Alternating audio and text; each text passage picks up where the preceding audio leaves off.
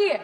आगे जाके बंगाल के लोग आपके पार्टी की माइक ऑफ कर देंगे। बस एक चुनाव बाकी है, आप देख लीजिएगा। चाय से शुरू हुई थी सरकार और गाय पे अटक गई और विकास की मौसी 10 साल में रास्ते में भटक गई। इस बीजेपी सरकार ने पिछले 10 सालों में इस देश के लिए क्या किया, उससे बड़ी तालिका बनेगी कि 10 साल में क्या क्या कर सकते थे पर किया नहीं। अगर समय चला गया तो साधना नहीं होगी, अगर भक्त रूठ गए तो आराधना नहीं होगी।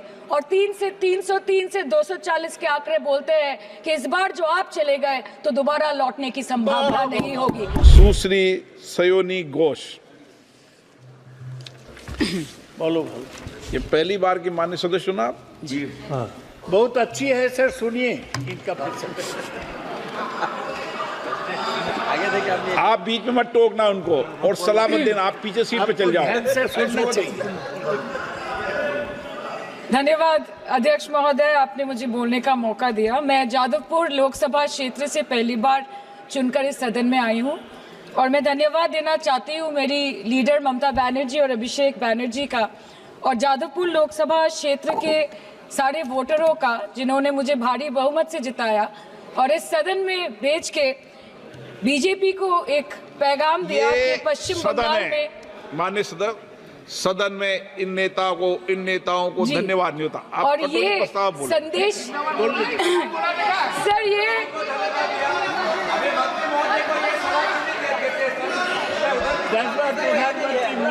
Sir okay sir, no problem sir.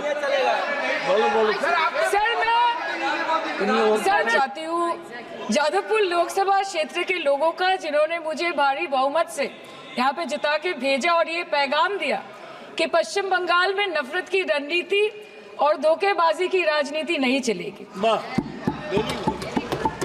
अध्यक्ष महोदय, मैं उम्मीद करूंगी कि आज आप मुझे पूरा बोलने का मौका दें, क्योंकि हाल ही में हुए नीति आयोग की जो मीटिंग हुई थी, वहां पे हमारी माननीय मुख्यमंत्री, जो देश की एकमात्र महिला मुख्यमंत्री भी है, उनका माइक बीच राह में ऑफ कर दिया गया। वो बंगाल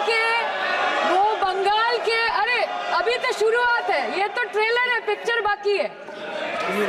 अध्यक्ष महोदय, मैं आपसे ये बोलना चाहती हूँ कि वो बंगाल के हक के लिए यहाँ पे सवाल उठाने आई थी, वो बंगाल के लोगों की बात रखने यहाँ पे आई थी, लेकिन उनका माइक ऑफ कर दिया गया। आपके माध्यम से मैं सदन में उपस्थित वहाँ जो बैठे हैं माननीय सदस्य, कोई भी नीति आयोग या कोई भी घटना को सर एक लाइन आपका डिलीट करेंगे सर, एक लाइन सर, क्योंकि बंगाल के लोगों का गला घोटने का काम किया गया और उनकी आवाज को बंद करने का काम किया गया। आगे जाके बंगाल के लोग आपके पार्टी की माइक ऑफ कर देंगे। बस एक चुनाव बाकी है, आप देख लीजिएगा।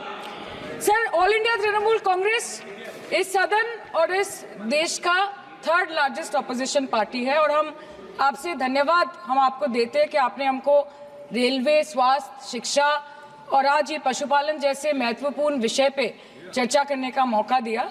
लेकिन तृणमूल कांग्रेस आगे जाके देश के हर महत्वपूर्ण मुद्दे पे बात करेगा, चाहे वो चीन का अनैतिक रूप से इस देश में प्रवेश हो या वो 700 से ऊपर आंदोलन जीवी किसानों की। माननीय सदस्य, आप पहली बार बोल रही हैं, मैं आपको हस्तक्षेप नहीं करना चाहता, लेकिन जिस अनुदानों की मांगों पर चर्चा सर अभी आ रहे हैं, सर नीट के घोटाले से लेके जीएसटी के बोझ तक, एयरपोर्ट की छत टूट जाने से लेके रेल पटरी से छूट जाने तक, तृणमूल कांग्रेस के सदस्य, हर सांसद देश के हर गंभीर मुद्दे पर चर्चा करेंगे। बस यही आपको बोलना था। रिस्पेक्टेड सर, मामाटी मानुष is the Magna carta of the governance of West Bengal and our party, and I feel truly honored that today I've been given the opportunity to talk on a ministry which is intrinsic to the Mamati Manush of the country. हमारे किसान अपनी मवेशी को, अपनी फसल को माँ की तरफ पूछते हैं, जिस खेत में वो हल चलाते हैं उस जमीन को नमन करते हैं। But does this major sector get support from the government? Sir, Indian agriculture supplies around 58% of India's livelihood and is a principal source of income for half of the population, accounting for 17 to 18% of the country's GDP. 70% of India's rural poor depend on livestock and farm animals. But does this sector get what it deserves? इसका जवाब अगर आप देश के किसान से पूछेंगे तो वो आपको यही बात बोलेंगे कि चाय से शुरू हुई थी सरकार और गाय पे अटक गई और विकास की मौसी 10 साल में रास्ते में भटक गई। Sir, exorbitantly high cost of cattle and poultry feed under the mismanagement of this sector by the current government and wholesale fodder inflation hovering between 25% to 28.6% in the last 2 to 3 years, it is a 9-year high. Sir, किसान खुद क्या खाएंगे? अपने परिवार के लोगों का खिलाएंगे? अपनी गाय भैंस भेड़ बकरी को क्या खिलाएंगे? सर, ऐसे ही वारदात होते हैं जहां गरीबी से जूझता हुआ एक किसान उसको अपनी गाय भेड़ बकरी को बेचने में मजबूर करते हैं और अंत में जाके वो अपनी खुद की जान ले लेते हैं। सर, पिछले 10 सालों में 1,12,000 किसानों ने इस देश में आत्महत्या की। एनसीआरबी की एक रिपोर्ट के अनुसार 10 साल में हर दिन इस देश में एवरेज में 30 किसान हर दिन अपनी जान ले लेते हैं। सर, इस देश के लोगों का यही है किस्सा कि जिसको जिताया वो राजा की तरह जाएगा और जिन्होंने जिताया वो फकीर की तरह। सर, ये बहुत गौरक्षा की भी बातें करते हैं। देश के लोगों को ये पता होना चाहिए that there is a fodder crisis in India and the union minister has himself stated in a written reply in Rajya Sabha that yes, the country is deficit in fodder. So it means that cows are dying without food in government-owned goshalas, especially the BJP-ruled state. 74,000 cattle had died at Panchapools in Sundarnagar and Banaskantha district of Gujarat in the last 3 years. 200 cows were found dead in Madhya Pradesh's Shivpuri district. 173 cows allegedly died in a week in Chhattisgarh, and 74,016 cows had died in Hingonia Gaushala in Jaipur during the previous BJP government in Rajasthan. तो sir, पहले खाना ही नहीं मिला, fodder crisis, फिर मिल भी जाए तो इतना महंगा कि किसान खरीद ही नहीं पा रहा है, फॉडर इन्फ्लेशन, और सर खाना मिल भी जाए तो पशुओं की बीमारी। उससे मुकाबला करने के लिए इस सरकार ने क्या किया? The Parliamentary Standing Committee on Agriculture, Animal Husbandry and Food Processing presented its report which stated that 32.7 lakh cattle were infected by the viral lumpy skin disease across several states and a whopping 2.4 lakh cattle died within months. ये बोलते हैं कि गाय हमारी माता है पर माँ की रक्षा करना इन्हें नहीं आता है।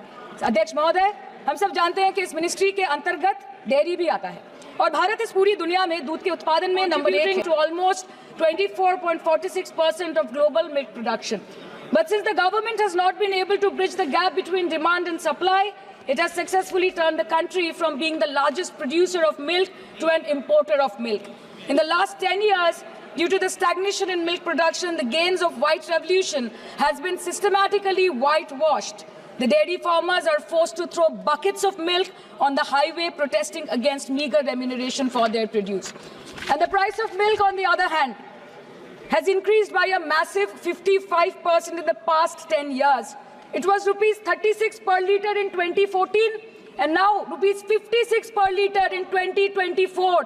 When this government came to power, the first thing the milk producing companies regulated by it did was to increase the price of milk by rupees 2 per litre. This was their revenge on the people of India for not providing a majority to the BJP. आम आदमी के दूध, छाछ, लस्सी, दही, पनीर पर 5% की GST, cream, condensed milk, मक्खन, घी पर 12% की GST और अमीरों के हीरो पर सिर्फ 1.5% की GST। सरकार उनको रिलीफ नहीं देती है जो विदेश में जाके मिल्क शेक और लाते की चुस्कियां लगाते हैं। ये सरकार उनको रिलीफ नहीं देती जो आम आदमी 2 पैकेट दूध खरीदने से पहले 10 बार सोचता है। सर, बचपन से हम सुनते आए थे कि संडे हो या मंडे रोज खाओ अंडे। India rank 2nd in egg production in the world और अंडे का फंडा यही है सर कि भारत के बच्चों के किस्मत में महीने में एक अंडा नहीं मिलता। मिड डे मील के चलते हफ्ते में अगर एक आध अंडा मिल भी रहा था तो कहीं धर्म के नाम पे तो कहीं महंगाई के चलते उसे बंद करने की मांग उठ रही है। Sir, more than 50% children under the age of 5 suffer from chronic malnutrition in the country and roughly 17% children are underweight, and yet most BJP ruled states do not serve eggs in midday meal scheme. This is the example of Poshan Kal in India. Sir, अंत पे आते हैं मच्छी पे। आप लोगों को ज्यादा पसंद नहीं पर हम क्या करें, हम तो माछे भाते बंगाली है, हमको तो बोलना ही पड़ेगा। And not to forget that 2.8 crore fisher folk are employed directly in catching fish in the country and millions are employed in the value chain of selling fish and aquaculture. India stands 3rd in the world in the terms of fish production, contributing to 8% of global fish production and ranks 2nd in aquaculture production.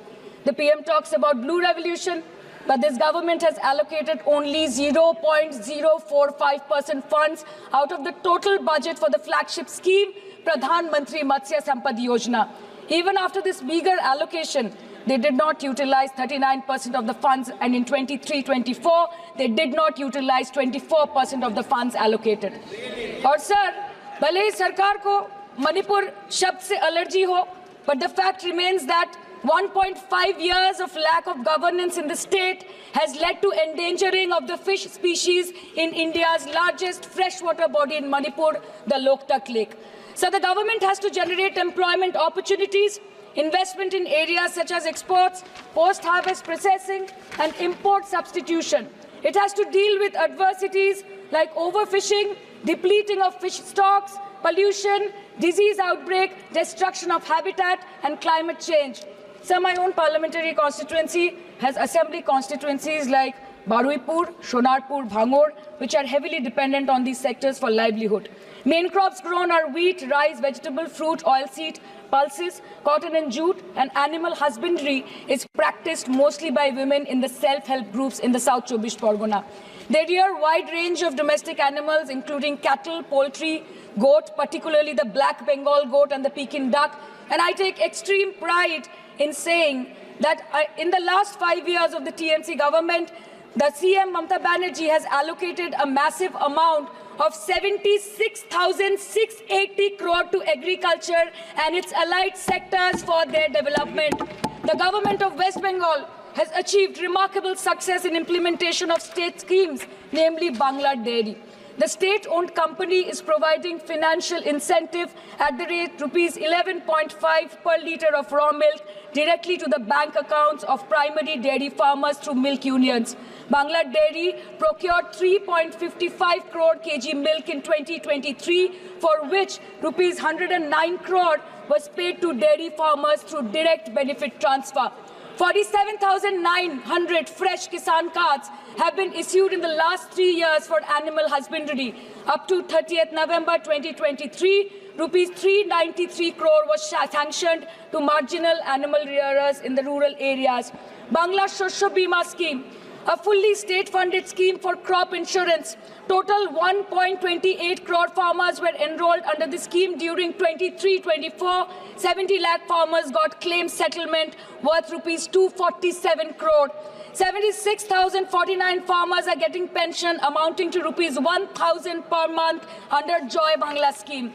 Super Bangla scheme was introduced in 2014 for ensuring remunerative prices for agricultural produce, integrating about 80,000 farmers and procuring about 100 metric tons of perishables daily. The annual turnover of this project is now rupees 106 crore. 77 new stores have been opened in financial year 23-24. 186 Krisak Bazars sub-market yards are running successfully, providing excellent marketing infrastructure for aggregation and ease of marketing. And to be mentioned that West Bengal is one of the largest cold storage capacities in the country at more than 87 lakh metric ton with 620 cold storages. New investment of rupees 239 crore is upcoming in this sector this year with an employment opportunity for nearly 20,000 people. अरे उधर वाले बता इसमें बुरा क्या है, हवा के चार झोंके अगर इधर से भी गुजर जाए तो. Now coming to the demands of pending funds from the Government of India to West Bengal on animal husbandry and welfare. 50% of the central share, rupees 12.72 crore for financial year 23-24, being the recurring expenditure for mobile veterinary units, is pending with the Government of India. Government of West Bengal requested for sanctioning an additional 126 MVUs for 24-25. However, it was regretted, citing want of funds. The proposed central share of 49.93 crore for financial year 24-25 for assistance to states for control of animal disease has not yet been released by the Government of India. Despite repeated persuasion, Department of Animal Husbandry and Dairying has not released the central share of rupees 10 crore for financial year 24-25 for various ongoing National Livestock Mission schemes, including the project for the establishment of Buck Semen Station in Horinghata. ये तो बस इसी ministry से बकाया है बंगाल का. अभी दूसरी मिनिस्ट्री प्रक्रिया तो पता नहीं कहाँ पे जाके ये खत्म होने वाला है। मैडम, मैं बस ये कहना चाहती हूँ कि इस बीजेपी सरकार ने पिछले 10 सालों में इस देश के लिए क्या किया, उससे बड़ी तालिका बनेगी कि 10 साल में क्या क्या कर सकते थे पर किया नहीं। 2014 में जो किसान मोदी है तो मुमकिन है सोच के और अच्छे दिन के ख्वाब देख के बीजेपी को वोट दे रहा था, आज 10 साल बाद वो बोलता है कि मोदी है तो नामुमकिन है। शायद अभी वो किसान है भी नहीं। तो इसीलिए मैं बोलना चाहती हूँ कि समय बड़ा महत्वपूर्ण होता है अध्यक्ष महोदय, और बड़ा बलवान। बंगाली में हम एक बात बोलते हैं कि समय गेले साधन होबे ना। इसका मतलब यही है कि अगर समय चला गया तो साधना नहीं होगी, अगर भक्त रूठ गए तो आराधना नहीं होगी। और 3 से 303 से 240 के आंकड़े बोलते हैं कि इस बार जो आप चले गए तो दोबारा लौटने की संभावना नहीं होगी।